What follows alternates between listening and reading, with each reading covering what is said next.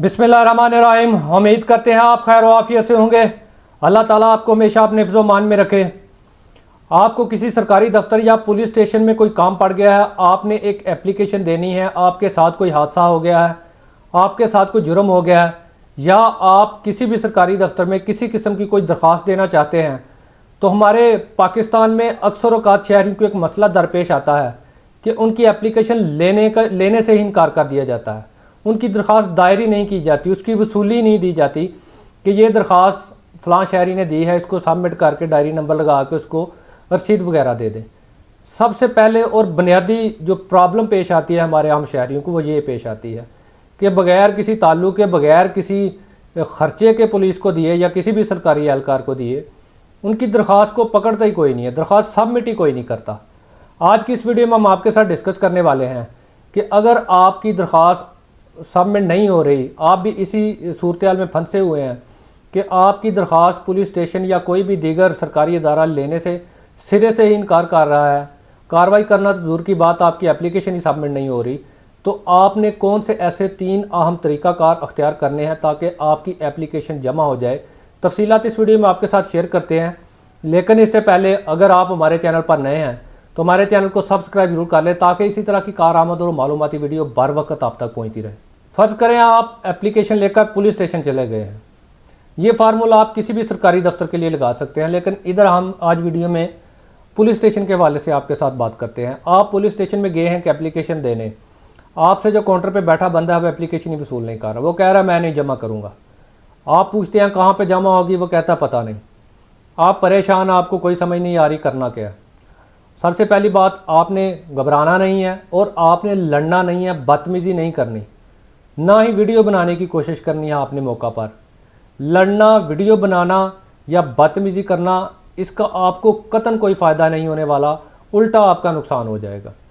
आपने करना क्या है, आपने अगर आपकी एप्लीकेशन से इनकार कर दिया जाता है उसको सबमिट करने से, तो सबसे पहला काम जो आपने करना है, आपने एक पेपर पर तमाम ज़रूरी मालूमात नोट करनी है।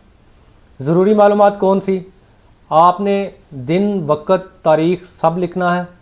कौन से पुलिस स्टेशन में गए, वहाँ पर जो एहलकार बैठा है कोशिश करें उसके नाम का पता चल जाए। अमूमन उनकी नेम प्लेट लगी होती है उनके सीने पर, उसका नाम लिखें कि फ़लाँ बंदे ने मुझे अटेंड किया और फ़लाँ बंदे ने मुझे कहा कि एप्लीकेशन सबमिट नहीं हो सकती। ये तमाम तर ज़रूरी मालूमात जमा करके आप ऑफिस से बाहर आ जाएं या पुलिस स्टेशन से बाहर आ जाएं। वहाँ पर लड़ने झगड़ने की ज़रूरत नहीं है। दूसरा, आपकी एप्लीकेशन मुकम्मल होनी चाहिए।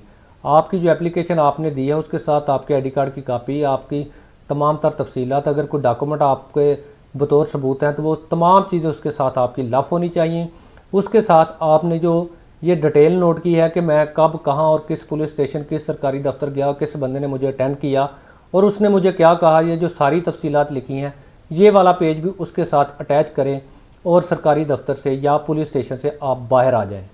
अब आते हैं दूसरे स्टेप की तरफ जो कि इंतहाई प्रैक्टिकल है। आपने जो एप्लीकेशन तैयार की और जो डिटेल लिखी, आपने विज़िट की किसी भी सरकारी दफ्तर या पुलिस स्टेशन की, उस तमाम आपके जो एप्लीकेशन प्लस ये जो सारे आपके डॉक्यूमेंट है, इसका एक सेट करवाकर अपने पास महफूज करें और एक सेट को आप एक रजिस्टर्ड कोरियर डाक से मुतलका पुलिस स्टेशन या मुतलका सरकारी दफ्तर के एड्रेस पर कोरियर कर दें, उसको पोस्ट कर दें। लेकिन ये आपने करना किसी रजिस्टर्ड कोरियर से है, उसकी रिसीविंग और रसीद आपने लेनी है, उसका आपने फिर फॉलोअप भी करना है, वो डिलीवर हुआ नहीं हुआ, रिटर्न आ गया या क्या बना। अमूमन जब आप डाक डिलीवर करते हैं तो वो सरकारी दफातर में रिसीव कर ली जाती है, उसके ऊपर कोई कार्रवाई हो ना हो वो अलग बात है, लेकिन वो रिसीव ज़रूर कर ली जाती है।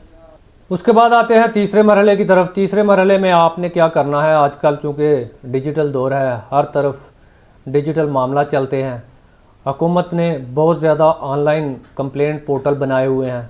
आप देखें आपके मुतलका जो जिस इदारे में या जिस महकमे में आपको काम है, जिस महकमे में आपने एप्लीकेशन देनी है, उसका कोई स्पेशल ऑनलाइन पोर्टल है तो वहाँ पर भी आप कंप्लेन करें, वो रजिस्टर्ड होती है, उसका पूरा फॉलोअप होता है। या फिर जो पाकिस्तान सिटीज़न पोर्टल है PM का, वहाँ पर कंप्लेन करें।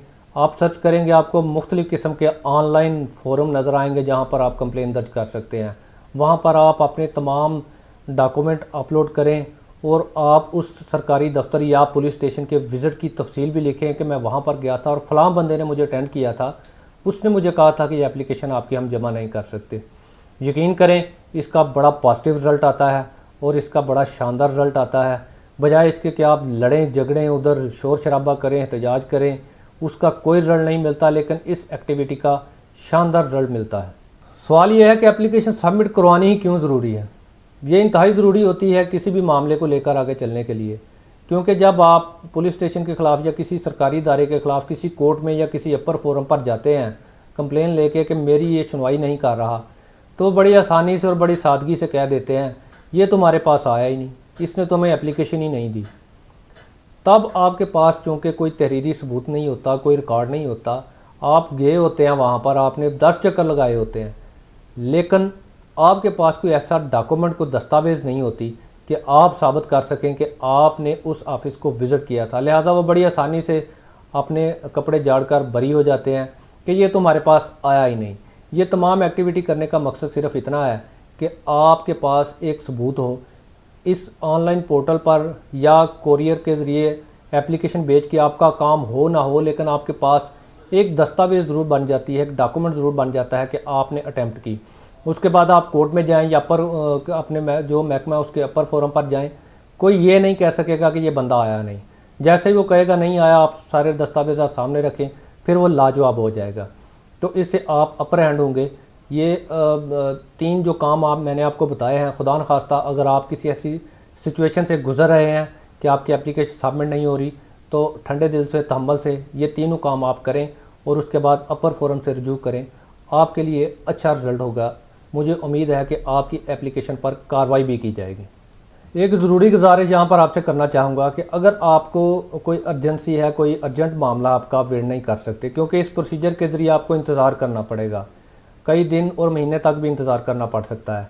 अगर आपको कोई अर्जेंट मामला है तो फिर आप ये तरीका अडॉप्ट ना करें, बल्कि आप फौरी तौर पर अपर फोरम से रजू करें या कोई और ऐसा फास्टेस्ट तरीका अख्तियार कर लें जो आपको उस महकमे के मुतल्लिक़ समझ आता है। ये सिर्फ रिकॉर्ड बनाने के लिए है, इसके ऊपर कार्रवाई हो ना हो इस बात को यकीनी नहीं कहा जा सकता।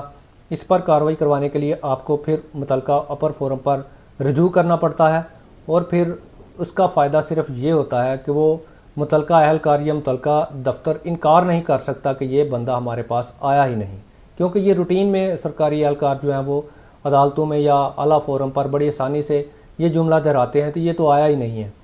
तो ये उस जुमले का काउंटर है ये सारा प्रोसीजर। पुलिस स्टेशन में आपकी ऊंची आवाज़ आपकी ताकत नहीं है, बल्कि आपकी बेहतरीन हिकमत अमली और आपका रिकॉर्ड मेंटेन करना आपकी ताकत है।